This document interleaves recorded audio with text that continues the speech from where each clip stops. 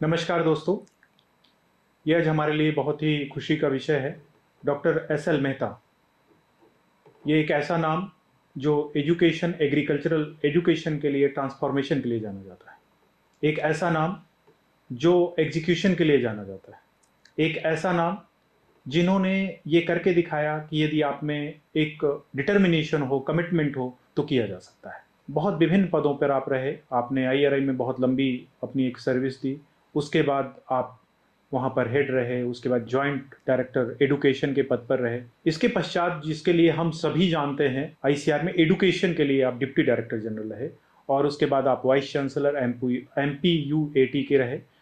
तो आपने बहुत सारे ट्रांसफॉर्मेशन किए, स्पेशली ह्यूमन रिसोर्स डेवलपमेंट की यदि हम बात करते हैं। यदि हम आज आईसीटी की बात कर रहे हैं, अब आप कैसे हम डिजिटल जो हमारा है उसको कैसे हार्नेस करें, उसके पोटेंशियल को 1995 से ही आपने काम करना शुरू कर दिया था।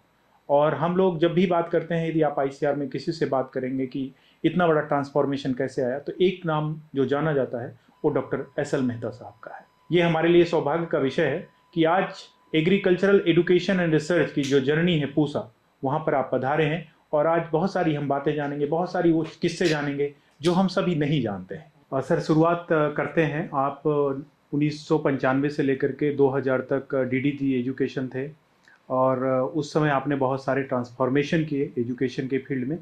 और जैसा हम जानते हैं, बहुत सारी चीज़ें अभी, चाहे एजुकेशन की बात हो, स्टूडेंट्स की बात हो, जेआरएफ की बात हो या अपने एक्रेडिशन की बात हो और यूनिवर्सिटी में क्वालिटी एजुकेशन कैसे हो, उसके लिए आप जाने जाते हैं। तो सबसे पहले हम जानेंगे कि आप सर के कौन कौन से वो ट्रांसफॉर्मेशन थे और उनका इम्पैक्ट क्या था। धन्यवाद। बड़ी मुझे खुशी है कि आज आपसे मिलना हुआ और आज हम एक ऐसे विषय पर चर्चा करेंगे जो हमारे कृषि में उन्नति करने के लिए बहुत ज़रूरी है और उसके बिना हम जो विकसित भारत की कल्पना करते हैं वो पाना बहुत मुश्किल है। तो आइए हम शुरुआत करते हैं कि कृषि एजुकेशन का जो ज़्यादा बदलाव हुआ कब हुआ। वैसे तो कृषि शिक्षा के बारे में आईसीआर का काम है कि देश में कृषि शिक्षा की गुणवत्ता का ध्यान रखें और इसके लिए सभी यूनिवर्सिटी को मदद की जाती है, उनके साथ बैठकर बात की जाती है। 1995 में हमारे देश में 28 यूनिवर्सिटी थी और 4 हमारे डीम्ड यूनिवर्सिटी थी और उनमें शिक्षा दी जाती थी। लेकिन उसमें एक सबसे बड़ी उस समय में कमी महसूस की गई कि जो गुणवत्ता हमारे डिफरेंट स्टेक होल्डर्स एक्सपेक्ट करते हैं वो नहीं है।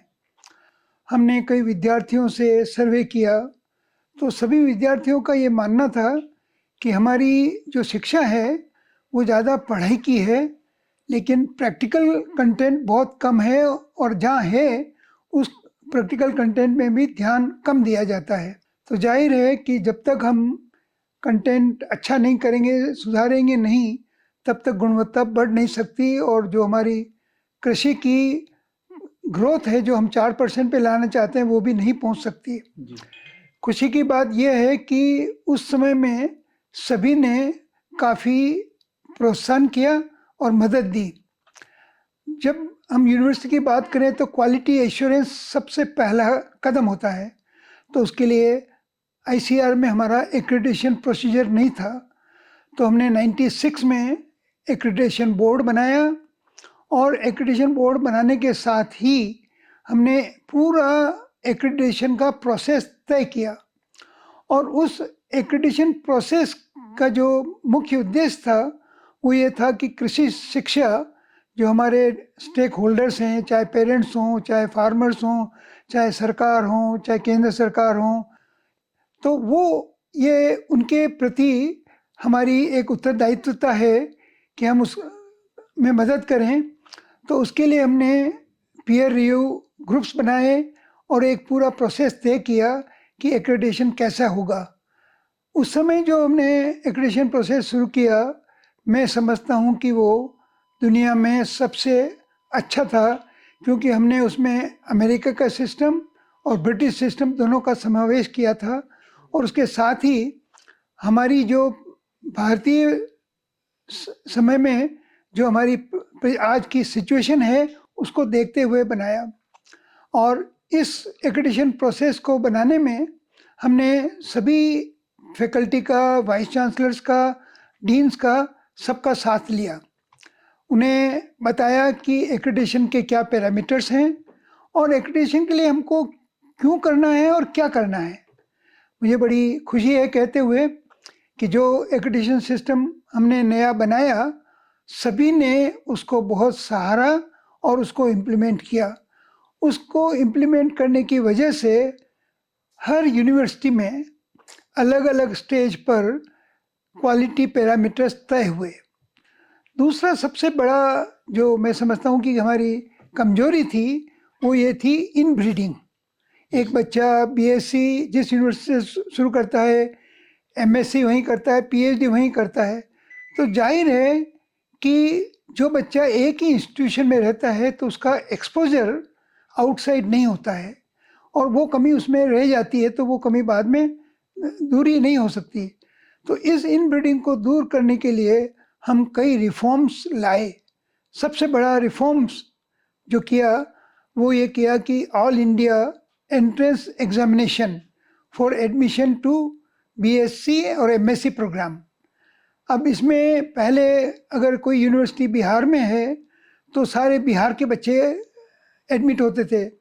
तो ये वाइस चांसलर्स कॉन्फ्रेंस में तय किया गया कि 15% सीट यूजी लेवल पर ऑल इंडिया लेवल से होगी, पीजी लेवल पर 25% सीट ऑल इंडिया लेवल पर आईसीआर भरेगा। तो जाहिर है कि ये एग्जामिनेशन जब हमने 96 में शुरू किया तो उस समय में काफ़ी बच्चों ने अप्लाई किया और हमने काफ़ी बच्चों को एक स्टेट से दूसरे स्टेट में भेजा। एक कंडीशन हमने इसमें और ये भी रखी कि जो अंडर ग्रेजुएट बच्चों का मूवमेंट होगा एक राज्य से दूसरे राज्य में, उनको स्कॉलरशिप दी जाएगी और उस स्कॉलरशिप को नेशनल टैलेंट स्कॉलरशिप कहा। मुझे बड़ी खुशी है कि उस समय में हमने सभी बच्चों को नेशनल टैलेंट स्कॉलरशिप दी, बशर्त है कि वो बच्चा जिस राज्य का डोमिसाइल है उससे बाहर अपनी शिक्षा प्राप्त करे। तो आप समझ सकते हैं कि इसमें जो मूवमेंट हुआ तो बच्चे बिहार से कोई दिल्ली जाने लगा, कोई राजस्थान जाने लगा, कोई कोयम्बटूर तमिलनाडु जाने लगा। तो ये मूवमेंट हुआ। इस मूवमेंट में कुछ बाधाएं भी आईं कि कुछ यूनिवर्सिटीज़ ने उनको लेने के लिए शुरू में मना किया, लेकिन हमारे कहने पर वो सब उस साल में फर्स्ट ईयर में बहुत ही अच्छा सिस्टम हो गया। और साथ ही हम बच्चों की काउंसलिंग की और उस काउंसलिंग में हम बच्चों को बताते थे कि कौन सी यूनिवर्सिटी सबसे अच्छी है, कहाँ उनको जो उनको दक्षता चाहिए वो मिल सकती है। और ये हमने केवल एग्रीकल्चर में जितने हमारे 11 सब्जेक्ट हैं उन सभी में किया, वेटनरी में भी किया, होम साइंस में किया, इंजीनियरिंग में किया। तो ये मूवमेंट हमने बच्चों का अंडर ग्रेजुएट लेवल पे जो शिक्षा होती है उसमें किया। पोस्ट ग्रेजुएट लेवल पर हमने 25% बच्चों को मूवमेंट किया। इसमें एक कंडीशन हमने और लगा दी कि जिस बच्चे ने यूजी एक यूनिवर्सिटी किया है उसी यूनिवर्सिटी में वो पीजी में नहीं जा सकता। कोई भी बच्चा 3 डिग्री एक यूनिवर्सिटी से नहीं कर सकता। तो ये इससे 2 बदलाव बड़े भारी आए। एक तो बच्चे एक राज्य से दूसरे राज्य में गए और दूसरा ये कि जब बच्चे दूसरे राज्य से गए और अपने कंपटीशन में उनके मेरिट से गए तो वो जहाँ नए राज्य में गए तो वहाँ के बच्चों पर दबाव पड़ा, क्योंकि उन्हें एक्सीलेंस पहले तो अपने खुद ही अपने राज्य के बच्चों में कंपटीशन होता था तो वो निकल जाते थे, लेकिन अब जब बाहर से बच्चे आए तो कंपटीशन तगड़ा हुआ। तो जो बच्चे पहले नहीं पढ़ते थे वो भी पढ़ने लग गए। और मैं समझता हूँ कि उस समय में सभी यूनिवर्सिटी में एक बहुत बड़ा बदलाव आया कि उनके कैंपस में जो कल्चरल लाइफ है उसमें भी बदलाव आया। पहले अगर कोई कल्चरल प्रोग्राम होता था तो उसी स्टेट के गाने या उसके नृत्य होते थे। अब चूँकि दूसरे स्टेट के बच्चे आने लगे तो वो एक पूरा जो वहाँ का कल्चरल सिस्टम है वो बदलाव आया, लोगों में दोस्ती बनी, भाईचारा बना। तो ये एक बहुत बड़ा बदलाव मैं समझता हूँ। पहला तो cultural life on the campus आया, दूसरा बदलाव आया कि बच्चों में सीखने की और एक प्रतिस्पर्धा की भावना जागी और सभी यूनिवर्सिटी में काफ़ी इम्प्रूवमेंट हुआ। दूसरा जो बदलाव हमने और किया कि जो हमने ये एग्ज़ाम किया उसके साथ हमने कुछ अवार्ड्स घोषित किए। जैसे किसी यूनिवर्सिटी से एक बच्चा हमारे एग्ज़ाम में पास होता है तो उसको जूनियर रिसर्च फेलोशिप मिलती है। तो हमने ये अनाउंस किया कि अगर जिस एक भी बच्चा अगर सिलेक्शन होता है तो उस यूनिवर्सिटी को, उस कॉलेज को हम 5,000 रुपया एक्स्ट्रा मदद करेंगे। मान लीजिए 20 स्टूडेंट जीआरएफ में आए तो 20 इंटू 5,000, 1,00,000 रुपया उसको एक्स्ट्रा मिल गया।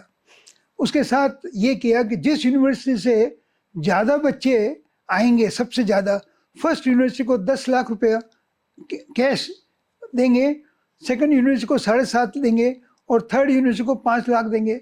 तो इससे सभी यूनिवर्सिटी में आपस में प्रतिस्पर्धा जागी।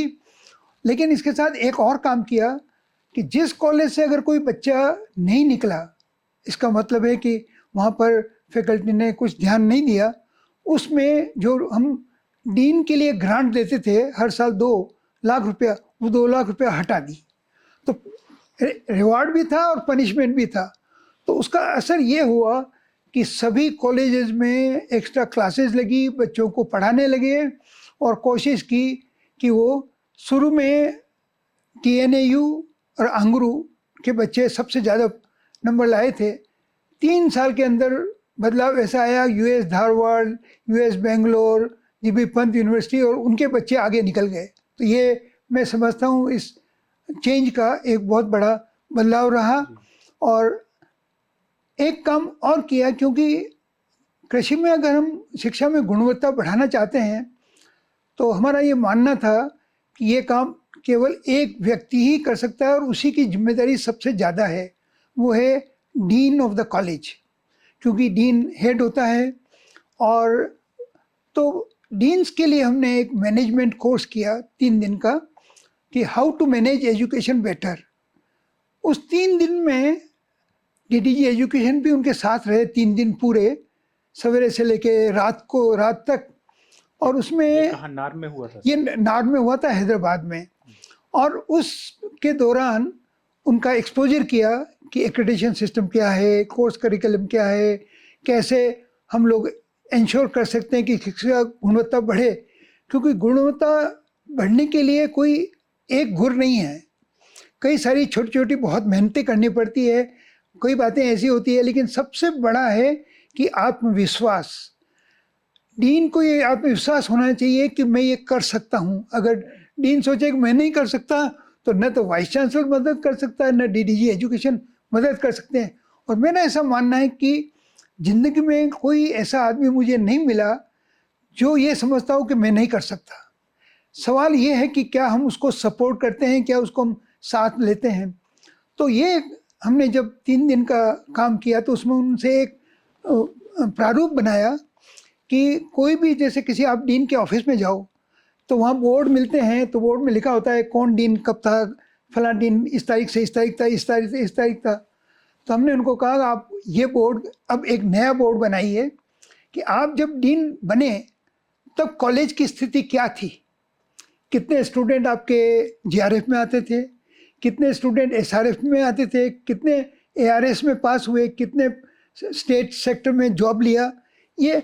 और आप अगर इस साल मान लीजिए 2 लड़के पास हुए, अगले साल आप कितना चाहते हैं, 3 चाहते हैं, 4 चाहते हैं, 5 चाहते हैं, तो आप एक बनाइए 3 साल का ग्राफ कि उस 3 साल में मैं इस कॉलेज को यहाँ से वहाँ ले जाऊँगा। कितने प्रोजेक्ट्स हैं, कितने प्रोजेक्ट्स आप बनवाएंगे, कितना पैसा लाएंगे, सारे 5-6 पैरामीटर्स हमने उनको दिए और उस पर उनको भरवाया। और उसके साथ एक बात और उनको वादा किया, अगर आप आज जो हम डिसाइड कर रहे हैं इसको इम्प्लीमेंट कर देंगे तो 2 लाख रुपए आपको और हम एक्स्ट्रा देंगे। पैसे की और ये रिवार्ड की जो ताकत है मैं आपको बता नहीं सकता। एक महान क्रांति वहाँ से हुई कि सभी लोग लग गए और हमारे पास आते थे, सर हमने ये कंप्लीट कर दिया तो उसको 2 लाख रुपए एक्स्ट्रा दे दिया। तो ये तो हुआ। एक चीज़ और जो बहुत अहम है कृषि शिक्षा के लिए है, वो है हमारा पाठ्यक्रम के लिए हमने एक सिस्टम बना रखा था, डीन्स कमेटी। तो जब 95-96 में डीन्स कमेटी की रिपोर्ट आई ही थी, लेकिन वो रिपोर्ट पूरी नहीं थी, इन द सेंस कि उन्होंने पाठ्यक्रम तो दिया, लेकिन उसमें उसका जो इन्वॉल्वमेंट होना चाहिए डीन्स का, वो नहीं हुआ था। तो हमने फिर नार्म में, हैदराबाद में मीटिंग करी, सभी डीन्स को बुलाया इंडिविजुअल फैकल्टी वाइज, और उनको कहा भाई आप पाठ्यक्रम बनाइए, क्योंकि आईसीआर कभी पाठ्यक्रम नहीं बनाता। आईसीआर की भूमिका है इम्प्लीमेंट करने की। डिसीजन मेकर तो यूनिवर्सिटी वाले होने चाहिए, उनका काम है पढ़ाने का। आईसीआर की भूमिका ये नहीं हो सकती कि वो डिसाइड करे कि पाठ्यक्रम क्या होगा। पाठ्यक्रम एकेडमिक इंस्टीट्यूशंस है, एकेडमिक फ्रीडम है। तो हमने सब डीन को बुला करके जब उनसे बात करी, तो दुख ये हुआ कि जो डीन अगर कोई जेनेटिक्स है तो वो जेनेटिक्स की बात करता है, जो डीन एग्रोनॉमी का है वो एग्रोनॉमी के कोर्स की बात करता है, और अगर ऐसे चले तो इकोनॉमिक्स और एक्सटेंशन के बहुत कम डीन है, तो उनका तो कोई बात ही नहीं करेगा। तो हमने फिर उनको कहा कि भाई देखिए, करिकुलम अगर आपको बनाना है तो पहले हमें ये डिसाइड करना पड़ेगा कि हमें क्या स्किल चाहिए। 4 साल बच्चा हमारे पास पढ़ता है, तो हमें ये ज़रूरी पहले जानना है कि हम 4 साल में उसको क्या स्किल देना चाहते हैं। जब हम ये डिसाइड कर लें कि स्किल क्या देना चाहते हैं, फिर पीछे से हम वापस बना सकते हैं कि कोर्स क्या होना चाहिए। मैं समझता हूँ कि यही एक सबसे बड़ा मुद्दा है। तो ये जब उनसे कहा, तो जो सभी डीन है उनको सबको बोर्ड पे कहा कि आप स्किल लिखिए। सही मानिए, अगर मुझे स्किल लिखना है बोर्ड पर तो मुझे बहुत सोचना पड़ता है। वैसे कोर्स बोलने में तो मुझे बहुत आसान है कि एग्रो में 4 कोर्स होना चाहिए, इतने क्रेडिट होना चाहिए, लेकिन जब स्किल का बात आए, मुझे खुशी है कि उस समय में 35 दिन थे एग्रीकल्चर के। स्किल लिखने में 12 घंटे लगे। उस 12 घंटे में जो स्किल लिखी उन्होंने, पहले दिन स्किल तैयारी की, दूसरे दिन उनको कहा मैंने अब इन स्किल देने के लिए क्या कोर्स होना चाहिए। दूसरे दिन फिर सबने कहा इस स्किल के लिए ये कोर्स होना चाहिए, स्किल के लिए। मानिए कि वो सभी डीन बड़े खुश हुए कि पहली बार आईसीआर सिस्टम में किसी ने उनको इन्वॉल्व किया है, और कोर्स उन्होंने डिसाइड किया है, आईसीआर ने डिसाइड नहीं किया है। तो वो जब गए तो उन्होंने कहा ये कोर्स हमने बनाया है, ये हम पे थोपा गया नहीं है। और बड़ी खुशी है मुझे कहते हुए कि वही सभी डीन के ग्रुप जा करके और बड़ी खुशी से उस कोर्स करिकुलम को इम्प्लीमेंट किया। तो ये बहुत ज़रूरी है कि हम भागीदारी में उनको लें और उनको सारा हम एक। तीसरी चीज़ है कि कोई भी ऐसी बड़ी संस्था, ऐसी बड़ी ऑर्गेनाइजेशन में जब हम लोग काम करते हैं, और जब वो लोग काम करते हैं तो हर आदमी ये चाहता है कि उसका कुछ एप्रिसिएशन हो। हम लोग जनरली अगर सिस्टम में काफ़ी उदार हो जाएं, थोड़ा अच्छे काम करने वाले को अप्रिशिएट करें, तो सिस्टम को बहुत बदल सकते हैं। तो एक काम और किया हमने कि साल के अंत में 31 दिसंबर को मेरे यहाँ से सभी डीन्स और सभी वाइस चांसलर्स को एक बहुत बढ़िया चिट्ठी गई। उसमें ये डॉक्यूमेंट किया हमने कि आपने 1 साल में क्या बदलाव किया है, जिसके लिए हम आपके सब कृतज्ञता अर्पित करते हैं। तो जब ये चिट्ठी वाइस चांसलर से गई तो वाइस चांसलर ने फोटोकॉपी करके पूरी फैकल्टी को दिखा दी कि देखिए आईसीआर से हमारे को इतना अप्रिसिएशन है डीन्स को। और ये चिट्ठी 1 साल नहीं, हर साल जाती थी उनको at the end of the year, क्योंकि हर साल वो लोग रिफॉर्म के एक पार्टनर थे। फिर शिक्षा की गुणवत्ता के लिए ये बहुत ज़रूरी है कि अगर हम ये अपेक्षा करते हैं कि गुणवत्ता बढ़े, तो पहले हमें ये पूछना चाहिए कि हमने उनको क्या दिया। अगर हमने उनको कुछ नहीं दिया, उनका दर्द नहीं सुना, उनकी जो कमजोरी है वो नहीं सुना, तो गुणवत्ता भी नहीं बढ़ सकती। हमने हर फैकल्टी के डीन्स को बुलाया और उनको पूछा कि आपको क्या चाहिए, आपको जो मिल रहा है तो आप बताइए कि एक बच्चे के पर एक अच्छी शिक्षा देने के लिए कंटिजेंसी में कितना खर्च होना चाहिए। आप मानेंगे उस मीटिंग में वो लोग इतने सिंपल कहते से शुरू किया। जब एग्रीकल्चर की बताता हूँ 500 रुपये पर स्टूडेंट मिले तो हमारा चलेगा। हमने कहा 500 से कम चलेगा। जब उन्होंने मैं 500 का कह रहा हूँ, उनका साहब 1000 होगा तो चले जाएगा।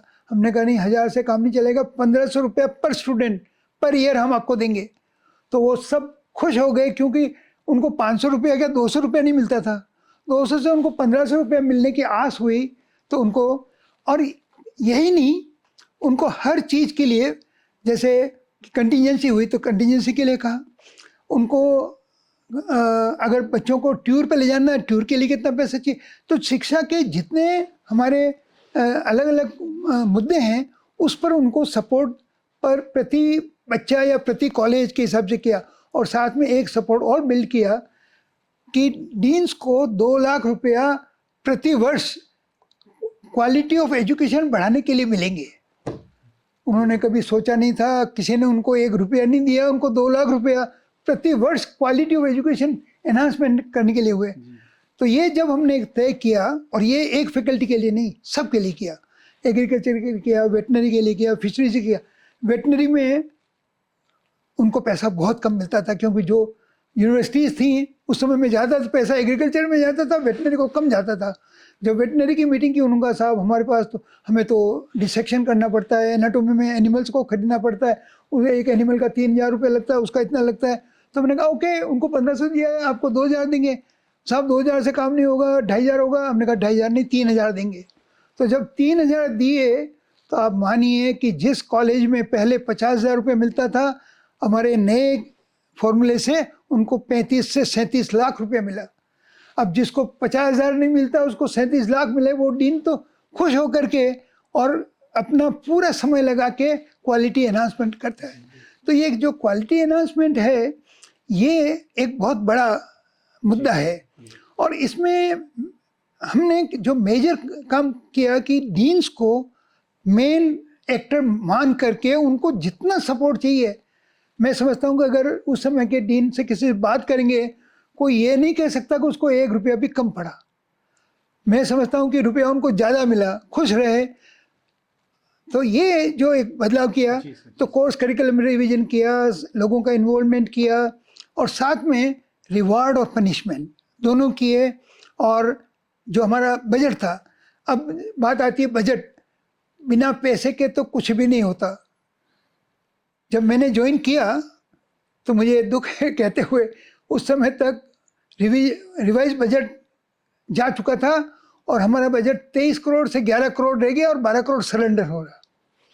जब 12 करोड़ सरेंडर हुआ तो मुझे बहुत हुआ, क्योंकि ज़िंदगी में मैंने पहले हमेशा रिवाइज बजट डबल किया था, आधा होते देख करके। फिर लड़ना, वहाँ से हमारी लड़ाई शुरू हुई कि बजट को वापस कैसे बढ़ाएं। मुझे कहते हुए खुशी है कि उस 11 करोड़ के एवज में नवंबर से मार्च तक मैंने 39 करोड़ रुपए लिए। तो वो जो बजट बढ़ा वो सब यूनिवर्सिटी में गया। हमारे एडीजी कहते हैं साहब कोई डिमांड नहीं है। तो हमने कहा डिमांड नहीं है तो सबको बुलाओ, वाइस चांसलर को बुलाया, कंप्ट्रोलर को बुलाया, रजिस्ट्रार को बुलाया कि आपको कोई डिमांड नहीं है। सबका डिमांड थी। सवाल ये था कि हम रेस्पॉन्सिव नहीं थे। तो हमने उनको चाय पीने पे तक उनको पूरा सैंक्शन लेटर देना शुरू कर दिया। एक दिन सवेरे, एक दिन शाम, एक टीम शाम, 5 दिन में 10 यूनिवर्सिटी को पैसा दिया। तो वाइस चांसलर खुश कि इतना फास्ट डिसीजन कभी भी मैं समझता हूँ हुआ नहीं होगा हिस्ट्री में भी। वो और सभी का इन्वॉल्वमेंट किया, वाइस चांसलर का किया। दूसरा जो इम्पोर्टेंट होता है वो कंट्रोलर पैसा खर्च नहीं करने देते। तो कंट्रोलर का भी हमने एक प्रोग्राम किया 3 दिन का हैदराबाद में, सबको बुलाया और उनको बताया कि भाई देखिए हम लोग सब गरीब किसान के लिए हैं, आप अगर काम नहीं करने दोगे तो क्या फ़र्क है, तनख्वाह तो मिलेगी। और सफरर कौन होगा? किसान, क्योंकि उसको टेक्नोलॉजी नहीं मिलेगी। तो आप लोग ये काम ना करें। आप लोग अगर साहब वो खर्चा नहीं करते हम क्या करें? हमने कहा अगर वो खर्चा नहीं करें हमें बताओ, फिर हम आगे चलेंगे। मुझे कहते हुए बहुत खुशी है कि सभी कंट्रोलर्स हमारी बात इतना सुनते थे कि वो सब। दूसरा हमारा ये प्रोजेक्ट जो है ये वर्ल्ड बैंक प्रोजेक्ट है। तो world bank project AHRD agriculture human resource development project था। तो उसमें हालांकि 4 यूनिवर्सिटी मेन थी, तमिलनाडु एग्रीकल्चर यूनिवर्सिटी कोयम्बटूर, अपना ANGRAU at Hyderabad, Hisar agriculture university, ये मेन थी। और दूसरा पैसा कुछ हमारा काउंसिल पे था। तो काउंसिल पे जो हमारे पास सपोर्ट था, हमने फिर लाइब्रेरी को स्ट्रेंथन शुरू किया। क्योंकि किसी भी यूनिवर्सिटी में जो हमारे 3 पिलर हैं, एक तो है फैकल्टी, दूसरा है हमारे स्टूडेंट्स, थर्ड है इंफ्रास्ट्रक्चर, और इंफ्रास्ट्रक्चर में लाइब्रेरी मेजर है, क्योंकि अगर लाइब्रेरी आपकी अच्छी है तो स्टूडेंट जाएंगे पढ़ेंगे। और एक और जो सर्वे किया गया उसमें आया कि हमारी पढ़ने की जो आदत है वो कमज़ोर है, स्टूडेंट्स भी नहीं जाते हैं, फैकल्टी भी बहुत कम जाती है, मतलब कई सारे। तो हमने एक और काम शुरू किया कि लाइब्रेरी में जब भी किसी को पूछो तो कहते हैं साहब न तो हमारे पास जर्नल है न हमारे पास बुक्स हैं। तो हमने वो सपोर्ट करना शुरू किया कि शिक्षा के लिए क्या ज़रूरी है। तो अगर टेक्स्ट बुक है तो टेक्स्ट बुक दी, सबको सपोर्ट दिया, और मॉडर्नाइजेशन लाइब्रेरी का शुरू किया। लाइब्रेरियंस को जनरली यूनिवर्सिटी में कम लोग पूछते हैं, तो हमने ये शुरू किया कि यूनिवर्सिटी में जितने लाइब्रेरियन हैं उनको ट्रेनिंग दी जाए। पहले तो हमने उनकी एक कॉन्फ्रेंस करी और कॉन्फ्रेंस में उनकी बात सुनी। उस बात सुनने के बाद उनको वादा किया कि हम आपको ट्रेनिंग देंगे, एक पूरा बदलाव चाहते हैं, तो उसके लिए आप हमारे भागी बनिए। मुझे खुशी है ये कहते हुए सारे लाइब्रेरियंस हमारे साथ ऐसे जुड़े कि एक बदलाव जो हुआ सभी यूनिवर्सिटीज़ में वो एक देखने लायक था। हमारी अच्छी किस्मत है कि फिर NATP प्रोजेक्ट आया। तो NATP प्रोजेक्ट में भी ज़्यादा एजुकेशन के लिए नहीं था, मैं DDG एजुकेशन था, तो डॉक्टर सेठ थे, तो उनका ये था कि साहब मैं ज़्यादा इन्वॉल्वमेंट नहीं करता हूँ। मैंने कहा मैं क्यों करूँगा, आपने शिक्षा के लिए कुछ दिया नहीं, अगर शिक्षा के लिए नहीं देते तो आप मेहनत कितने भी कर लो, रिसर्च कुछ हो ही नहीं सकती। तो उन्होंने कहा अच्छा बताओ आपको क्या सपोर्ट चाहिए। मैंने कहा मुझे लाइब्रेरी के सपोर्ट चाहिए। मुझे खुशी है ये बात कहते हुए उन्होंने कहा 3 दिन में प्रोजेक्ट बना दो, हम आपको सपोर्ट देंगे। हमने 64 करोड़ का प्रोजेक्ट बनाया और 64 करोड़ मुझे NATP में लाइब्रेरी स्ट्रेंथनिंग के लिए मिले। अब आप सोचिए कि सिस्टम में अगर 64 करोड़ मिले तो लाइब्रेरी का तो हमने कायाकल्प वहीं से शुरू कर दिया जितना हुआ। तो कहने का है कि कृषि शिक्षा में ये एक टाइम का फंक्शन नहीं है, ये हमारा जो काम है वो बराबर लगे रहने का है, और उनको जितना हमें सपोर्ट देना है, सपोर्ट चाहिए वो देना ज़रूरी है। हमने ये भी बताया कि कोर्स करिकुलम हमने रिवीजन किया, उसके साथ फ्रीडम दी हमने, जो आज NAP में मन में बात करते हैं कि बच्चों को कोर्स की फ्रीडम होनी चाहिए। तो हमने करीबन 6000 स्टूडेंट्स को लिखा और उनसे फीडबैक लिया कि उनका क्या नज़रिया है जो उन्होंने शिक्षा प्राप्त की। तो बहुत क्लियर उन्होंने लिखा कि जो हमारी शिक्षा है वो प्रायोगिक नहीं है। हमने एक क्वेश्चन पूछा था कि क्या आप ये शिक्षा 4 साल करने के बाद क्या आप कृषि को आप प्रॉफिटेबल बना सकते हैं। एक भी बच्चे ने ये नहीं लिखा कि वो इसको प्रॉफिटेबल बना सकता है। तो फिर पूछा उनके साथ कि क्या कारण है कि आप प्रॉफिटेबल, कॉन्फिडेंस क्यों नहीं है। अगर आपको कॉन्फिडेंस नहीं है आप फार्मर्स में जाके कॉन्फिडेंस कैसे लाएंगे, क्योंकि फार्मर तो खेती करता है तो उसके लिए तो पूरी जीविका है, तो उसको भी प्रॉफिट अर्न करना है। तो पहला काम हमें है कि स्टूडेंट्स को प्रॉफिटेबल होना ज़रूरी है उसको। तो उसमें हमने जो प्रैक्टिकल पार्ट है वो काफ़ी बढ़ाया। और रावे की शुरुआत उसी समय, रावे की तो थोड़ा पहले हो गई थी, रावे को बदलाव किया। जो बदलाव किया वो हमने ये किया कि जो इंडस्ट्रियल अटैचमेंट है वो होना चाहिए। मैं लुधियाना गया था तो इंडस्ट्री वालों से बात की, तो इंडस्ट्री वालों ने ये कहा कि साहब आपके बच्चे आते हैं, वो हमारे जो फिटर होते हैं उनको ऑर्डर देते हैं, तुम इसको ये कर दो, तुम इसको ये कर दो। मैंने कहा ना, आप ऑर्डर दीजिए, ना करें। मैंने कहा मैं एक बदलाव लाता हूँ कि उनके प्रैक्टिकल के असेसमेंट में इसमें जो आते हैं उसमें 30% रोल आपका रहेगा कि हाँ साहब आप ये कर दीजिए, फिर हम उनको अच्छा ट्रेन करेंगे। हमने वो बदलाव किया कि असेसमेंट में इंडस्ट्री का भी इन्वॉल्वमेंट होगा। बच्चे सब सीखने लगे, स्क्रू बनाने से लेकर के पूरा हर काम वहाँ जब जाते हैं इंडस्ट्री में। तो और दूसरा इंडस्ट्री के जब हमने कोर्स करिकुलम बनाया तब इंडस्ट्री वालों को भी बुलाया। इंडस्ट्री वालों को पूछा कि भाई आपको क्या चाहिए, जो हमारे बच्चे निकलते हैं। तो ये जो बदलाव है ये एक दिन का नहीं है, 1 साल का भी नहीं है, ये तो कंटिन्यूस हम लोग बदलाव करते रहे। इंडस्ट्री का इन्वॉल्वमेंट हुआ, उन्होंने हमारे बच्चों को लिया। लेकिन ये जो बदलाव है, क्योंकि कोर्स बनाने में अगर आप सबको इन्वॉल्व करते हैं, भागीदारी होती है, तो निश्चित रूप से उसकी गुणवत्ता बढ़ती है, एक्सेप्टेबिलिटी बढ़ती है। और मैं समझता हूँ कि किसानों के प्रति जागरूकता भी बढ़ती है, क्योंकि बच्चे जब रावे में जाते हैं तो रावे में किसानों के साथ बैठ करके बात करते हैं, उनसे जो उनकी प्रॉब्लम है से वापस लाते हैं। इंस्टीट्यूट में वो रिसर्च का कंपोनेंट बनता है, इंडस्ट्री के साथ जाते हैं, और जिस इंडस्ट्री में बच्चों ने अच्छा काम किया उन्होंने उसको एम्प्लॉय भी कर दिया। तो ये बहुत बड़ा एक मौका मिला। और जो सबसे बड़ा है कि हमने सबको एक्सेस टू इन्फॉर्मेशन, फैकल्टी के लिए भी, और दूसरा ये जाहिर है कि अगर हम कुछ देंगे नहीं। एक बहुत बड़ा इंटरेस्टिंग किस्सा सुनाता हूँ कि 96 में डीन आए थे कोयम्बटूर के, और वो कहने लगे कि मुझे एक फ़ोटोकॉपियर चाहिए। उसमें फ़ोटोकॉपियर भी नहीं होते थे, तो फ़ोटोकॉपियर स्टूडेंट्स को मैं मटेरियल देना चाहता हूँ, फैकल्टी देना चाहती है। मैंने कहा कोई प्रॉब्लम नहीं है आपको। उनको वहीं एक फ़ोटोकॉपियर सेंक्शन किया, वो गए। मैं जब कोयम्बटूर गया उसके बाद देखने सारे फैकल्टी आई, दे वर सो हैप्पी। हमने कहा इसमें क्या, ये तो बहुत छोटी चीज़ है सर, इससे हम सब स्टूडेंट्स को एक फ़ोटोकॉपी करके उनको मटेरियल देते हैं, पढ़ने को मिलता है और काम कराते हैं।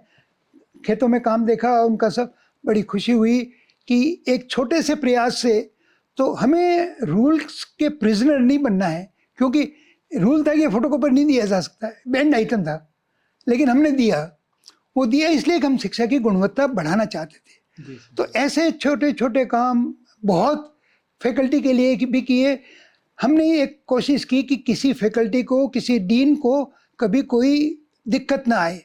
उसकी हर दिक्कत को हमने अपनी दिक्कत समझ करके हेल्प करने की कोशिश की। और यही एक कारण है मेरे हिसाब से कि लोगों ने एक भागीदारी की।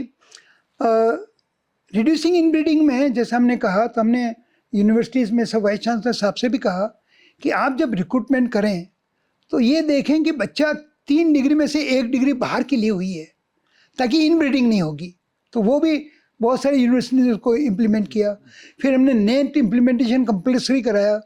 नेट पहले यूनिवर्सिटी मानते नहीं थे, उसको भी भागीदारी के साथ और उसको जोड़ा हमारी ग्रांट के साथ। तो एक बदलाव में सभी लोग पार्टनर थे, vice chancellor, deans, faculty and student community. Student community के लिए हमने 2 और नए कि हमारे एग्रीकल्चर यूनिवर्सिटी के बीच में प्रतिस्पर्धा नहीं होती थी, तो हमने 2 प्रतिस्पर्धा शुरू की। एक तो all India agriculture university sports meet, और एक शुरू किया all India agriculture universities cultural meet. तो जब ये ऑर्गेनाइज हुई, सभी यूनिवर्सिटी के बच्चे एक यूनिवर्सिटी से दूसरे कैंपस में जाने लगे, तो क्या बदलाव आया, कितना अच्छा टैलेंट हमारे उसको, और उसको सपोर्ट करने के लिए हमने हर यूनिवर्सिटी को कल्चरल सेंटर बनाने के लिए पैसा भी दिया। जिसने मांगा, आपको एक आदमी नहीं मिल सकता जो कह सकता है कि मुझे एक पैसा कम मिला। अब नहीं मांगे तो बिना मांगे तो बच्चे को माँ भी दूध नहीं पिलाती, लेकिन हमने अपने हिसाब से जो ज़रूरी था वो सब दिया। और उस पीरियड में जो मैंने बताया ये तो बहुत कम है। ऐसे छोटे छोटे बदलाव बहुत कुछ किए। जहाँ जाते थे सबसे मोटा काम, जो अच्छा काम कर रहा है उसको प्रमोट करिए। बेंगलोर का किस्सा बताता हूँ। वहाँ पर 2 साइंटिस्ट थे, करुणा सागर और इंद्रानी। उस समय में 96 में उनके पास एक यूएनडीपी का प्रोजेक्ट था $25,000 का। तो हमने कहा जिस व्यक्ति ने, ग्रुप ने यूएनडीपी से $25,000 लिए हैं तो काबिल तारीफ़ है। तो हमने उस कॉलेज में उस दिन अनाउंस किया, इस कॉलेज को मैं 5 लाख रुपए और दूंगा। दिल्ली आने के 7 दिन के अंदर 5 लाख उनके पहुंच गए। वहाँ के पुराने डीन थे, तो वो अगली बार जब गया तो वो आए मेरे पास, कहने लगे डॉक्टर मेहता ऐसा कभी इतिहास में नहीं हुआ। लोग वादा कर जाते हैं, वादा पूरा नहीं हुआ, लेकिन ये आपने 5 लाख रुपए भेज दिए। I wish I was dean now in your time when you are DDG education. मैंने कहा ना, ये आपके लोगों ने काम किया है, आपके लोगों के काम की वजह से है। ऐसा सभी कॉलेज में। बापटला कॉलेज का मैं बताता हूँ, फर्स्ट एग्ज़ाम जो हमने किया 21 स्टूडेंट्स जीआरएफ में आए, तो 21 स्टूडेंट्स को 1,05,000 रुपये तो वो मिले। दूसरा, जब मैंने देखा कि वहाँ के डीन मेहनत कर रहे हैं, faculty, one of the faculty member जो पढ़ा रहा था वो अपना रिकॉर्डर लेके पढ़ा रहा था। तो मैंने कहा ये क्यों कर रहे हो? उसने कहा सर मैं ये लेक्चर देता हूँ, घर जाके उसको लेक्चर को वापस देखता हूँ, उसमें जो भी गलती होती है वो मैं अगली बार ना करूँ। मैं इतना खुश था कि मैं बता नहीं सकता। Micro teaching. तो मैंने फिर डीन को कहा, सारा देखा, सब बच्चे अच्छे थे, फैकल्टी अच्छी थी, उनको 25 लाख रुपया एक्स्ट्रा दिया उसी समय। तो वो एक जो बदलाव है, तो लोगों को ये लगा कि हम अगर काम करेंगे तो उसका एप्रिसिएशन होगा, और खाली एप्रिसिएशन वर्ड्स का नहीं, सपोर्ट का भी होगा।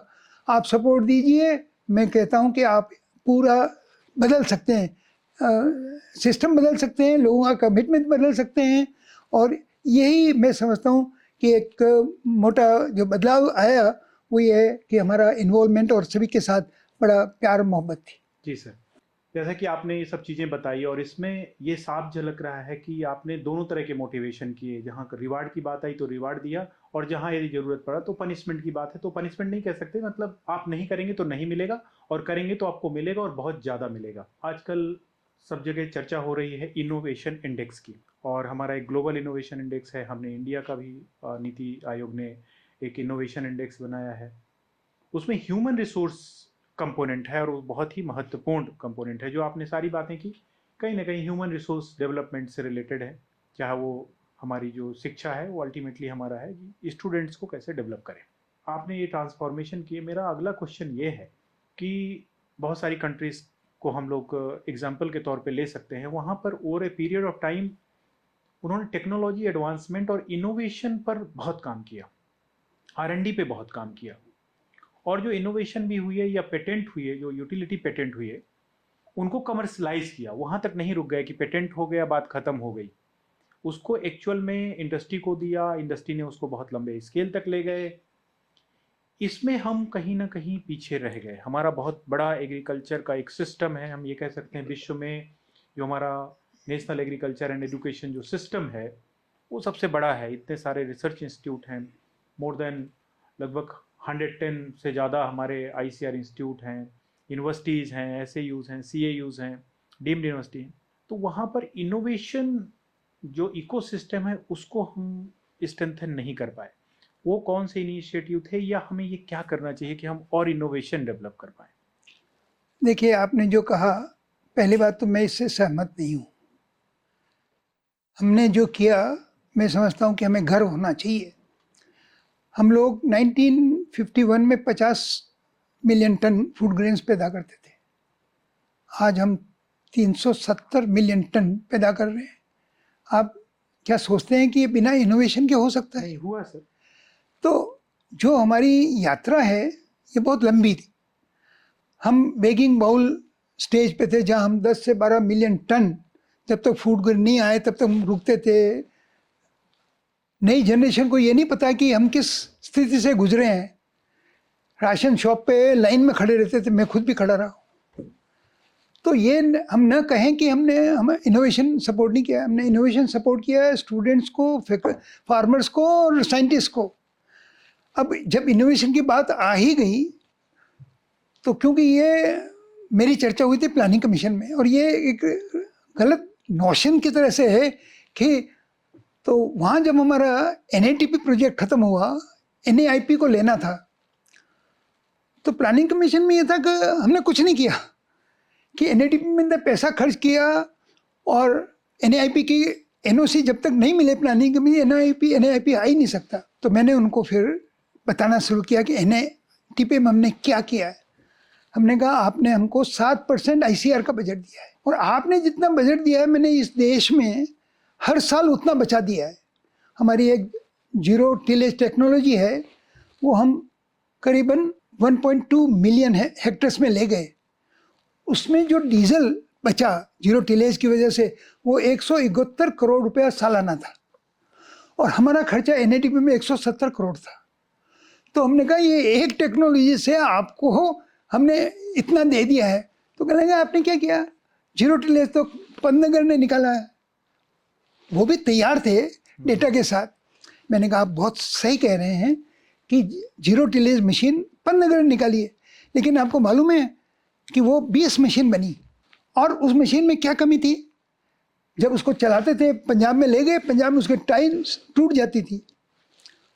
तो टाइल्स को टूटने को कैसे ठीक करें? तो मुझे हमारे इंजीनियर को, इंजीनियरिंग कंपनी से उनको न्यूजीलैंड भेजा, और न्यूजीलैंड वो देख के आए कि वहाँ क्या है सिस्टम।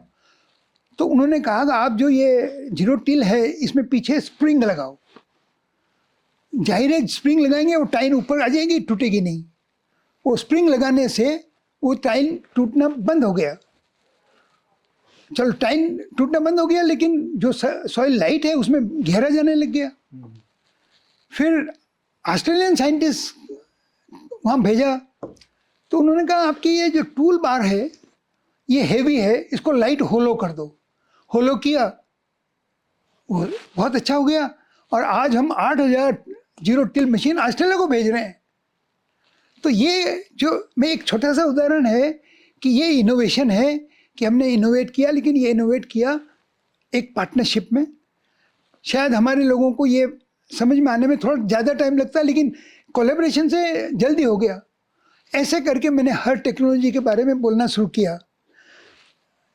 बेड प्लांटिंग, हम गेहूं की बेड प्लांटिंग करते हैं तो ये जनरली फ्लैट सॉइल पे करते हैं। बेड प्लांटिंग करने से 30% वाटर बचता है, ग्रेन की शाइननेस बढ़ती है, फार्मर्स को 10 से 15 रुपये एक्स्ट्रा मिलता है। ऐसी टेक्नोलॉजी बहुत हुई जिनकी वजह से ये मैं कहना चाहता हूँ कि हमने इनोवेट भी किया। दूसरा ये है कि हम लोग किस स्टेज से निकले। हम उस स्टेज से निकले जब हमारे पास अनाज नहीं था, अनाज की सेल्फ सफिशिएंट हुई, पहला हुआ। दूसरी इंपॉर्टेंट चीज़ हुई न्यूट्रिशन की, कि जब तक न्यूट्रिशन इंप्रूवमेंट नहीं होगा हम फिर क्या करेंगे। तो न्यूट्रिशन पर ध्यान दिया। ये ध्यान देने के साथ, और दूसरा एक जो बड़ा बदलाव हुआ, 1960 में पहली यूनिवर्सिटी बनी पंतनगर।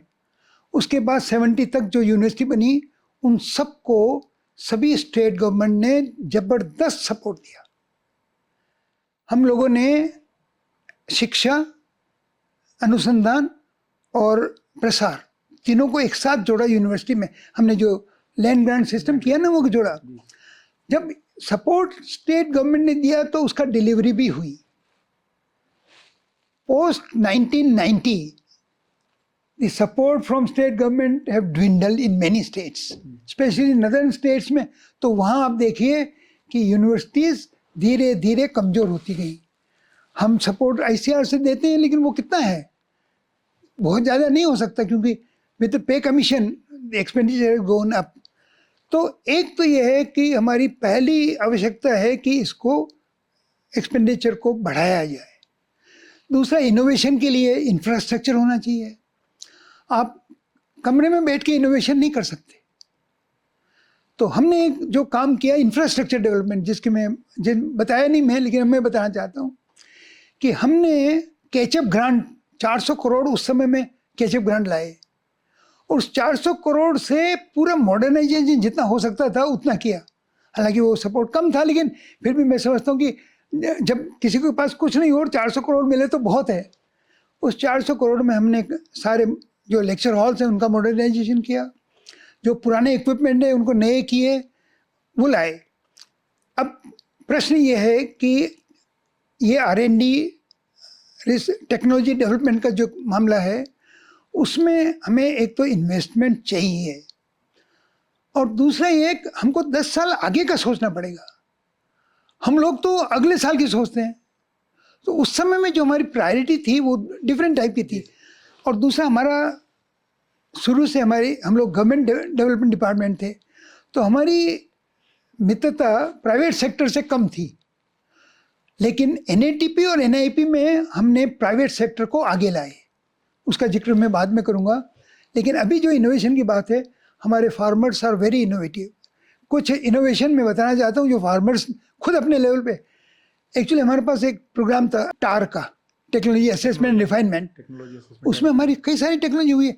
अब सवाल ये है, जैसे हाई एंड टेक्नोलॉजी है वो नहीं कर पाए, कि सेंसर्स बनाने चाहिए, हमको डिजिटल इंफ्रास्ट्रक्चर होना चाहिए, AI में हमको आगे होना चाहिए। अब आप सोचिए जिस यूनिवर्सिटी में क्लासरूम मॉडर्न नहीं है, अब आप सोचोगे वो ड्रोन टेक्नोलॉजी कर लेगा या, तो ये तो सबसे बड़ी जो मेरे हिसाब से ज़रूरत है, एक तो ये है कि एक यूनिवर्सिटी से दूसरी यूनिवर्सिटी का कोऑर्डिनेशन, कोलैबोरेशन। IITs का हमने बहुत जोर दिया कि IIT के साथ कोलैबोरेशन होना चाहिए। कुछ कोलैबोरेशन हुआ, लेकिन जिस स्टेज पे होना चाहिए वो उतना नहीं हो पाया। तो अब हमारी ज़रूरत जो अगले, अगर हम 10 साल का खाका देखें, हम फूड ग्रेन में सेल्फ सफिशिएंट हैं। अब हमारे को फूड ग्रेन बढ़ाने की उतनी ज़रूरत नहीं है, लेकिन आज हमारे फार्मर्स की आकांक्षाएं बहुत बढ़ गई है। आकांक्षाएं इतनी बढ़ गई है कि वो चाहता है कि वो भी उतना धनवान बने जो दूसरे इंडस्ट्री में हैं, क्योंकि वो टीवी पे देखता है कि उनके बच्चे क्या हैं, क्या किस तरह के प्रोग्राम हैं क्या। अब आदमी शॉर्टकट करके ये सब आराम और सुविधाएं देखना चाहता है, और अगर वो नहीं मिलेगी तो सोशल इनिक्विटी हो गई। और तो इसके लिए जरूरी है कि आज हमारे पास ऐसा नहीं टेक्नोलॉजी है, उस टेक्नोलॉजी से हमारे माननीय प्रधानमंत्री जी कहते हैं कि हमारी उनकी इनकम दुगुनी करती है। मैं कहता हूँ दुगुनी नहीं, हम चौगुनी 10 गुनी कर सकते हैं। मैंने 13,000 ट्राइबल फार्मर्स को लिया जिनके कपड़े फटे, और उन 13,000 फार्मर्स को दो ही बात कही कि जो हमसे जुड़ेगा उसको लखपति बनाएंगे, और जो हमसे जुड़ेगा उसकी तकदीर और तदबीर बदलेंगे। तकदीर तो पैसा आया तो वैसे ही बदल गई, और तदबीर मीन्स वे ऑफ डूइंग। समय वही लगाता है, नई टेक्नोलॉजी यूज़ करेगा तो उसको एफिशिएंसी बढ़ेगी। मुझे कहते हुए खुशी है, आज मैं दावा कर सकता हूँ कि उस 13,000 में से 7,000 फैमिली न केवल लखपति हुई, कई सारे मिलियनर हो गए। और उनका पहला, भारत के इतिहास में पहला मौका है जब बैंक में 3.5 करोड़ रुपए जमा हुए। अब गरीब आदमी अगर आपको 3.5 करोड़ रुपए, और ये पैसे उन्हीं के हैं, उन्हीं के बैंक में, उन्हीं के, लेकिन हमने कोई चीज़ फ्री नहीं दी, हर चीज़ दी। उसमें थोड़ा पैसा लिया, वो पैसा बैंक में गया सस्टेनेबिलिटी फंड के तहत। उस सस्टेनेबिलिटी फंड से प्रोजेक्ट बंद होने के 7 साल तक हम काम कर पाए। एक क्लस्टर में हमने सभी महिलाओं का सशक्तिकरण किया, सबको सिलाई सिखाई, सबको डेयरी का प्रोसेसिंग सिखाई। आज वो पैसा कमा रही है खुद। तो ऐसा नहीं है कि हमारे पास टेक्नोलॉजी नहीं है, लेकिन जिस रेट से हमको उनकी और आमदनी बढ़ानी है, तो जाहिर है कि हमें टेक्नोलॉजी में बहुत कुछ बदलाव करना पड़ेगा। हमें जो हमारी सबसे बड़ी वीकनेस है वो है आज की तारीख में प्रोसेसिंग एंड वैल्यू एडिशन। आज फार्मर पिट जाता है, अगर उसका प्रोडक्शन ज़्यादा हुआ, पेरिशेबल मटेरियल है, वो क्या करेगा। कई एरिया में आज ही बात हो रही थी कि 1 रुपये किलो में टमाटर बेच रहे हैं। उसकी कॉस्ट, मैं खुद ही फार्मर हूँ, कह सकता हूँ कि 1 रुपये से ज़्यादा तो उसकी कॉस्ट है। तो उसके लिए अब प्रोसेसिंग वैल्यू एडिशन होगा तो उसका वो बच जाएगा। जब पैसा ये गलत हो उस समय आप खरीद के कोल्ड स्टोरेज या प्रोसेसिंग कर लीजिए, केचप बना दीजिए, कुछ भी पूरी बना दीजिए। जब टमाटर कम हो पूरी मार्केट में दीजिए। वहाँ umpteen possibilities we can transform, major transformation और इनोवेशन। हमारे फार्मर्स बहुत तेज हैं, और एक इनोवेशन का, फार्मर का इनोवेशन का एग्जांपल बता रहा हूँ। हमने मूंगथला एरिया है माउंट आबू के पास, 2006 में उनको वेजिटेबल ग्रो करना सिखाया, खाली भिंडी। भिंडी की आमदनी उनको पहले 1 हेक्टेयर में 10,000 15,000 होती थी। हमने नई उनको उस समय में हाइब्रिड 10 दी, और बहुत अच्छी वैरायटी थी। उनको 2.5 लाख रुपया पर हेक्टेयर मिला फर्स्ट ईयर। अब आप सोचिए कि एक फार्मर को 12,000 से 2.5 लाख मिले तो वो तो माला माल हो गया। एक ट्राइबल फार्मर 2.5 लाख रुपए कहाँ देखेगा, और वो भी एक क्रॉप में 6 महीने में। वही फार्मर, उसने इनोवेट करते करते आज की तारीख में वो 1 हेक्टेयर से 10 लाख रुपया कमा रहा है। 10 लाख रुपया 1 हेक्टेयर से। उसने क्या इनोवेट किया, वहाँ बेम्बू है तो उसने बेम्बू स्टेकिंग करके और करेले की बेल को उसके ऊपर चढ़ा दी, तो ग्रेविटी जो फ्रूट बनता है वो लंबा होता है, सुंदर होता है, अच्छा होता है, उसको मार्केट प्राइस और फार्म गेट पे उसका माल बिक जाता है। जी सर। तो ये जो पॉसिबिलिटी है कि कहाँ तो वो 10,000 12,000 में रहता था, हमने 2 लाख किया, 2 लाख से वो खुद 10 लाख पर ले गया एक सीजन में। तो सर मैं आपने समझता एक जो बात कही कि हमें फूड प्रोसेसिंग और वैल्यू एडिशन पर विशेष ध्यान देना है, तो मेरा ऐसा मानना है कि इसमें यदि जो हमारे यंग स्टार्टअप्स हैं, यदि वो सामने आए, तो कोई लोग हैं जो कि प्रोड्यूस करते हैं और कुछ लोग हैं जो कि इसको वैल्यू एडिशन का काम करें। बट सर मेरा अगला सवाल इसी से रिलेटेड है, क्योंकि आपने बच्चों स्पेशली एग्रीकल्चर एजुकेशन में बहुत अच्छा काम किया है। तो जिस रफ्तार से हमारे अभी जो हमारा वर्ल्ड का तीसरा सबसे बड़ा स्टार्टअप इकोसिस्टम वर्ल्ड में है, पर हम एग्रीकल्चर जो सेक्टर में देख रहे हैं, जो एग्रीकल्चर स्टार्टअप में लोग आ रहे हैं, वो एग्रीकल्चर की पढ़ाई किए कम लोग आ रहे हैं, बल्कि इंजीनियर्स और बाकी लोग ज़्यादा आ रहे हैं। तो कैसे हम अपने स्टूडेंट्स को मोटिवेट करें जिससे कि वो स्टार्टअप्स की तरफ जा सके। क्योंकि जो आपने कही कि अब सब देख रहा है कि हमें भी पैसे इसको बिजनेस के रूप में एग्रीकल्चर को लेना है। वो तभी संभव होगा जब हम इसको स्टार्टअप और इकोसिस्टम को इम्प्रूव करेंगे और एग्री स्टार्टअप्स को इम्प्रूव करेंगे। और उसके लिए हमारे जो लोग बच्चे हैं, स्पेशली जो एग्रीकल्चर ग्रेजुएट्स हैं, यदि वो करें तो ज़्यादा अच्छा होगा। बट रफ्तार कम है, तो उसको कैसे बात करें? सही है कि जो स्टार्टअप हो रहे हैं उसमें दूसरे लोग ज़्यादा आ रहे हैं, इसमें कोई अतिशयोक्ति नहीं है। लेकिन इसके दो प्रमुख कारण हैं। पहला तो ये है कि जो एग्रीकल्चर के बच्चे हैं उनको नौकरी मिल पा रही है, तो हर आदमी आराम चाहता है तो नौकरी पकड़ लेता है। ये लोग जो दूसरे इकोसिस्टम है उनको नौकरी बहुतों को नहीं मिली है, तो उनको ये एक अल्टरनेट मिलता है। क्योंकि हमारे बच्चों को हमने एक बहुत बड़ा बदलाव किया शिक्षा में। जो सबसे बड़ा बदलाव है वो चौथी डीन कमेटी का, उस समय मैं ही चेयरमैन था। हमने रिकमेंड किया कि एक्सपीरियंशियल लर्निंग यूनिट्स बननी चाहिए। खुशी है कि आईसीआर ने उसको एक्सेप्ट किया और हमने कम से कम भी 600 650 करोड़ रुपए भारत सरकार ने दिया और सभी यूनिवर्सिटीज़ में एक्सपीरियंशियल लर्निंग यूनिट्स बनी।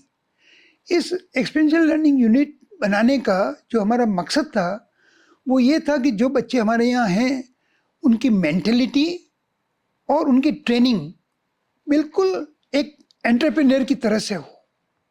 उसमें हमने जब वो स्कीम बनाई उसमें एम्बेड किया कि ये एक अलग कॉर्पोरेट्स की तरह से रन करेगा, ये यूनिवर्सिटी के रूल से उससे गवर्न नहीं होगा। और इसमें प्रोजेक्ट बनाएंगे बच्चे, प्रोजेक्ट के हिसाब से उनको रिवॉल्विंग फंड दिया गया और वो प्रोडक्ट बनाएं और प्रोडक्ट को खुद बेचें और जो प्रॉफिट हो वो शेयर करें। 50% प्रॉफिट स्टूडेंट्स को मिलेगा, 50% फैकल्टी में और डेवलप करने में फैसिलिटी में। उसका पूरा एक खाका बनाया था। उसका एक बहुत बड़ा बदलाव ये हुआ, बच्चों में एक कॉन्फिडेंस आया, बच्चे सीखने लगे और फैकल्टी भी खुश और बच्चे भी खुश। पर उसमें जो कमी रह गई कि ये जो हमने दिया कंसेप्ट, उसमें फैकल्टी को 1.5 गुना मेहनत ज़्यादा करनी पड़ती बनिस्बत आज। अब वो 1.5 गुना मेहनत करने के लिए हमें फैकल्टी को मोटिवेट करना ज़रूरी है कि ये जो सपोर्ट प्रॉफिट आए वो उनको मिलेगा। कुछ यूनिवर्सिटी ने दिए, कुछ ने नहीं दिए, कुछ ने कोशिश नहीं की। तो इसमें सबसे बड़ा ज़रूरी, जैसे मैंने कहा कि शिक्षा में पहले तो फैकल्टी को कॉन्फिडेंस होना चाहिए कि हम कमा सकते हैं। मैं दावे के साथ कह सकता हूँ कि आधी फैकल्टी को मेरे कॉन्फिडेंस नहीं है कि वो कमा सकते हैं। तो ऐसे लोग रोल मॉडल नहीं हो सकते स्टूडेंट्स के लिए। लेकिन फिर भी ये जो एक परिवर्तन किया और साथ में एक और परिवर्तन किया है, इनका इंडस्ट्री के साथ 6 महीने अटैचमेंट किया जी। तो उस अटैचमेंट में काफ़ी इंडस्ट्री में ये लोग जा रहे हैं। जहाँ तक स्टार्टअप का है, ये बच्चे आते हैं गरीब परिवार से। अब गरीब परिवार में जिसके फीस देने का, किताबों का पैसा नहीं है, आप उसको को स्टार्टअप शुरू करे, वो स्टार्टअप उसके लिए hand holding from university for talented होना चाहिए। ऐसा नहीं है कि आज एग्रीकल्चर के बच्चे एंटरप्रेन्योर नहीं बने या स्टार्टअप या इनोवेटिव। मैं एग्जांपल दे रहा हूँ, एक बच्चा है हमारे सीटीआई उदयपुर से, इंजीनियरिंग किया उसने एक पॉलीमर बनाया। उस पॉलीमर की खासियत ये है कि वो पानी को रोकता है और आज उसका पॉलीमर का जो काम है वो इतना बढ़िया हो गया कि जापानीज गवर्नमेंट के साथ उसने एमओयू किया है। अभी अफ्रीकन कंट्रीज के साथ एमओयू कर रहा है। तो ये जो इनोवेशन है वो, और बीएससी एग्रीकल्चर इंजीनियरिंग ग्रेजुएट है, ये एक जज्बात होती है और फैकल्टी प्रमोट करती है उसको। फैकल्टी ने भी साथ दिया, सभी ने, मेरे पास भी आया, मैंने भी उसको बताया क्या करना चाहिए और आगे। तो ऐसा मदद हम सब लोग करने लगे तो कोई समय नहीं लगेगा कि हम आगे ना आए। और नंबर लेकिन इसके लिए इकोसिस्टम की जो आपने बात की, तो मेरे हिसाब से हर यूनिवर्सिटी में एक ये फंड और एक जो फैकल्टी जो इसके लिए वेडेड हैं उनको तैयार करना चाहिए। और मैं समझता हूँ कि ये सब जगह आ सकते हैं, आगे बढ़ा सकते हैं। जो स्टार्टअप्स आ रहे हैं ये अर्बन हैं, ज़्यादातर अर्बन हैं, क्योंकि उनके पास इंफॉर्मेशन मिलती है। जो रूरल के हैं उनके पास इंफॉर्मेशन पहुंचने में काफ़ी टाइम लगता है, तो वो उनको पता भी नहीं है, कई बार वो करते नहीं हैं, कई बार फैकल्टी वाले ही उनको प्रमोट नहीं करते। तो ऐसे कई सारे बच्चे आते हैं मेरे पास अभी भी, तो मैं उनको ही कहता हूँ आप नाम से कांटेक्ट करो और वहाँ पर कोर्स में कुछ सीखो। तो ऐसा नहीं कर सकते, लेकिन आज की हमारी ज़रूरत ये है कि हमको बच्चों को बहुत तेज आगे बढ़ाना। दूसरा, हमारे यहाँ हमने टीचिंग सीमित कर दी। हमारे यहाँ एग्रीकल्चर की पढ़ाई है, यूनिवर्सिटीज बाइफरकेट हो गई, वेटनरी अलग हो गया, इंजीनियरिंग अलग हो रहे हैं, आपके फिशरीज अलग हो रहा है, हॉर्टिकल्चर अलग हो रहे हैं। हम कहाँ से कहाँ जा रहे हैं? एनईपी में अब ये मौका आया है कि वापस इसको जोड़ा जाए। तो मैं समझता हूँ कि ये सबसे पहला काम ये होना चाहिए कि यूनिवर्सिटीज मल्टी डिसिप्लिनरी होनी चाहिए, क्योंकि बच्चे को ये फ्रीडम होनी चाहिए कि वो कोर्सेज कहाँ ले। आज की तारीख में फ्रीडम है, हम पेपर पे फ्रीडम है कि हाँ वो कोर्स लेते हैं, लेकिन लेगा कहाँ उसकी यूनिवर्सिटी में? दूसरी यूनिवर्सिटी उसको लेने में तैयार नहीं होंगे। हालांकि थियोरेटिकली वो जा सकता है, बट प्रैक्टिकली वो जा नहीं पा रहा है। तो ये है कि हमें बदलाव गवर्नमेंट ला रही है और तेज़ी से लाना होगा, और उस तेज़ी के लाने में हमको कुछ लीडर्स ऐसे तैयार करने होंगे हु आर वेडेड कि भाई हमें ये करना ही करना है, और एक टाइम बाउंड प्रोग्राम बन जाए। तो मैं नहीं समझता कि हमको 3 से 4 साल से ज़्यादा लगेगा इस पूरे सिस्टम को बदलने में। सर, मेरा अगला सवाल एजुकेशन से रिलेटेड है कि आजकल क्यूएस रैंकिंग की बात हो रही है, ये बड़ा चर्चा का विषय रहता है कि टॉप 100 यूनिवर्सिटीज़ कौन सी हैं। तो आपका सर कौन वो सजेशन है जैसे कि हम अपनी यूनिवर्सिटीज़ में, एग्रीकल्चर यूनिवर्सिटी स्पेसिफिकली, हम क्यूएस रैंकिंग के टॉप 100 में आ जाएं? ऐसा कैसे हम कर सकते हैं? उसके लिए क्या रोड मैप आप सजेस्ट करेंगे? मेरे विचार बिल्कुल अलग है। रैंकिंग की बात हमें तब करनी चाहिए जब हम रैंकिंग के लिए सपोर्ट दे दें। रैंकिंग में जो मेजर पैरामीटर्स हैं, आपकी फैकल्टी कॉस्मोपॉलिटन होनी चाहिए, स्टूडेंट नंबर 3000 से ऊपर होना चाहिए, कई सारे पैरामीटर्स हैं। फैकल्टी आपकी पूरी होनी चाहिए। आज फैकल्टी 30% नहीं है ज़्यादातर यूनिवर्सिटी में। आप कहाँ रैंकिंग के 100 की बात करते हैं? 100 की रैंकिंग खाली लेक्चर से नहीं हो सकती। Are we all wedded as a nation कि हमें एक कंट्री की इंस्टीट्यूशंस को वहाँ पे पहुँचाना है? लीडरशिप चाहिए। Do we have that kind of a leadership? उस लीडरशिप को सपोर्ट चाहिए पूरा।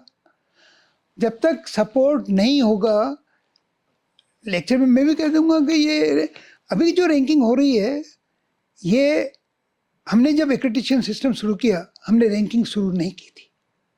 उसका कारण ये था कि हमारी सब agriculture universities were like a family member. अब फैमिली में एक बच्चा है, एक बच्ची है, और बच्ची को तू तो गुणवान नहीं है, लड़के को तुम ज़्यादा गुणवान है, तो वो लड़ाई नहीं होगी क्या? तो we deliberately chose that will not give a ranking to universities, nor we give grade, we lift every university up, and we did that. हमारे एक्रेडिटेशन था, ग्रेडिंग हमने उस समय में नहीं करी। उसका कारण यही था कि मेरी यूनिवर्सिटी, एग्रीकल्चर यूनिवर्सिटीज़ की जो कोऑपरेटिविटी है और जो कॉमनिटी ऑफ डिसीजन मेकिंग है, वॉज द बेस्ट। यूजीसी में नहीं होता। यूजीसी में एक यूनिवर्सिटी इधर है, एक यूनिवर्सिटी उधर है, सब। But in ICAR we were all one. इस रैंकिंग आने से अब ध्यान कहाँ गया?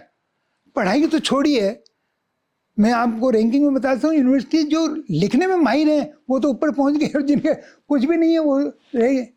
रैंकिंग का तब सवाल आता है, हम जब आपने बात करी कि ऊपर 100 में होना चाहिए, पहला क्वेश्चन मेरा ये है कि 100 में आने के लिए हमें जो सपोर्ट और इकोसिस्टम चाहिए, हैव वी प्रोवाइडेड? सही बात है। The kind of IITs we created, IIMs we created, we are proud of that. We are proud of the system that we developed, but we also should be responsible that we are trying to downgrade that system. आज university एक KVKs हैं जहाँ एक एक आदमी है, जहाँ university colleges हैं जहाँ 10-14 आदमी हैं। हम कहाँ की बात करते हैं? उन यूनिवर्सिटी को आप वहाँ 100 में कहाँ से ले जाएंगे? सभी भाषण में सुनता हूँ, आपको नंबर 1 होना चाहिए, आपको नंबर 3 होना चाहिए। जनाब, 3 को बनाने के लिए उसके लिए क्या चाहिए? Ingredient, each ingredient must be provided. आज ही मैं बात कर रहा था कि government of India should establish 1 CAU in every state. आज इसी यूनिवर्सिटी को देख लीजिए, CAU के बना मैं 13 साल बाद आया हूँ। What A transformation. अंतिम सवाल है कि आप इस यूनिवर्सिटी में, आपने कहा था कि कई बार आप विजिट किए, तो क्या ट्रांसफॉर्मेशन आपको इस यूनिवर्सिटी में नज़र आया और इसको आगे कैसे हमें और ले जाना चाहिए, उसके लिए क्या आपकी सलाह है? देखिए, एक बात तो यह है कि पहले जितने भी यहाँ पे मेहनत की, रिसर्च अच्छा हुआ, सब कुछ, लेकिन शिक्षा की गुणवत्ता उतनी नहीं थी जितना स्टेक होल्डर्स एक्सपेक्ट करते थे। तो स्टूडेंट्स यहाँ से बाहर भागना चाहते थे। हमने जब ऑल इंडिया कॉम्पिटिटिव एग्जामिनेशन किया, मैं आपको ये बताना चाहता हूँ कि आपके यहाँ के बच्चे बहुत ब्रिलियंट हैं, वो इतने होशियार हैं कि मेरे उस एग्ज़ाम में 20% बच्चे यहाँ से पास हुए, बिहार से। हमें बड़ी खुशी थी। तो हमने उनको ये पूछा कि भाई आप क्यों, तो वो नहीं चाहते थे कि हमें एजुकेशन हमारे हिसाब से नहीं मिले। उस समय में इंफ्रास्ट्रक्चर, क्योंकि शुरू में 70 में बनी, उस समय में स्टेट ने भी सपोर्ट अच्छा किया, बीच में कहीं न कहीं कि सपोर्ट नहीं हुआ। और दूसरा, उस समय में पॉलिटिक्स बहुत ज़्यादा थी, रीजनलिज्म हो गया, आपका लोकलाइजेशन हो गया। अब सीयू होने से ट्रांसफॉर्मेशन हो गया। जी सर। अब पैसे की कमी नहीं है, फैकल्टी आप नेशनल लेवल पे ले रहे हो, स्टूडेंट नेशनल लेवल पे ले रहे हो। ये 3 जो मेजर इंक्रीमेंट मैंने कहा, किसी भी संस्था को ऊपर पहुंचाने में ये 3 जगह कर लो, अपने आप यूनिवर्सिटी बढ़ेगी, गुणवत्ता बढ़ेगी और उसकी आउटपुट बढ़ेगी। और विकसित भारत को जो हमारा सपना है प्रधानमंत्री जी का 47 में पहुंचाने का, और कोई गुरु मंत्र नहीं है। एक ही गुरु मंत्र है कि शिक्षा की गुणवत्ता को बढ़ाई जाए, लेकिन बढ़ाई जाए उसके लिए जो कुछ करना है वो हर एक को करना पड़ेगा, खाली कागज से नहीं होगा। मेरे हिसाब से everybody will have to be wedded, हर आदमी लग जाए, student, faculty, vice chancellor, deans, everybody. कोई ऐसा काम नहीं है जो हम लोग भारतीय नहीं कर सकते। जी सर, आपने बहुत अच्छी बात कही कि कोई ऐसा काम नहीं है जिसको हम लोग नहीं कर सकते हैं। मुद्दा यही है कि कितना कमिटमेंट है और कैसे हम लोग चीज़ों को आगे ले जाते हैं। सर ने बहुत अच्छी बातें बताई। सर ने बताया कि कैसे हम डाइवर्सिटी को हार्नेस कर सकते हैं, कैसे हम एक दूसरे से सीख सकते हैं, कैसे हम जो हमारा स्किल ओरिएंटेड एडुकेशन को सर ने कैसे कहा, बहुत ही ब्यूटीफुली बताया कि पहले हमने स्किल आइडेंटिफाई की और फिर स्किल को पाने के लिए हमें क्या करना चाहिए, उसका पूरा रोड मैप बना। एक्रेडिटेशन का सर ने रोड मैप बनाया। उसके अलावा फिर आप देखते हैं जो जेआरएफ, एसआरएफ और ये यूजी लेवल पे जो एग्जामिनेशन होते हैं उनके पैटर्न क्या होंगे। फिर एक सिलेबस, जो मॉडल सिलेबस क्या होना चाहिए, उसके लिए डीन्स कमेटी बनती हैं, वो सर की ही देन है। सर ने बहुत सारे ट्रांसफॉर्मेशन किए। फिर एनएटीपी की सर ने बात की, वहाँ पर कैसे लाइब्रेरी जो कंपोनेंट ही नहीं था, कि सर के प्रयास से जो लाइब्रेरी थी उनको मॉडर्नाइज किया गया। आप जानते हैं जब भी हम नालंदा की बात करते हैं तो सबसे पहले जिक्र आता है लाइब्रेरी का। किसी भी यूनिवर्सिटी के लिए लाइब्रेरी ही एक ऐसी जगह है। यदि पहले की बात करेंगे, जब से सबसे पहले नालंदा को जब नष्ट किया गया तो लाइब्रेरी को नष्ट किया गया। तो लाइब्रेरी ही जान होती है और उस सर ने उस जान को एक बड़े स्ट्रेंथन करने में, लाइब्रेरी को स्ट्रेंथन करने में बहुत अहम भूमिका, महती भूमिका निभाई।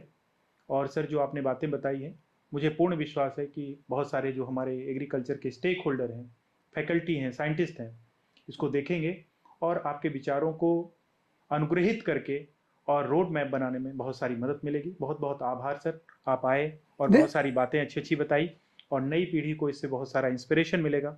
बहुत अच्छा काम होगा। आप सही कह रहे हैं, हमने बहुत अचीव किया है और आगे बहुत अचीव करना है।